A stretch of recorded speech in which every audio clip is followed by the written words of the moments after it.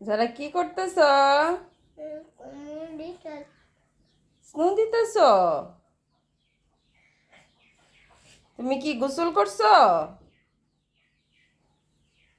আম্মু গোসল করছো? করছো? তুমি কি নতুন জামা পরছো? দেখাও তো। ওয়াও, ঘুরো তো ঘুরো তো। ওয়াও, অনেক সুন্দর তো। তোমার পছন্দ হয়েছে? এদিকে তাকায়া বলো, পছন্দ হয়েছে? হ্যাঁ। এখন কি দিবা?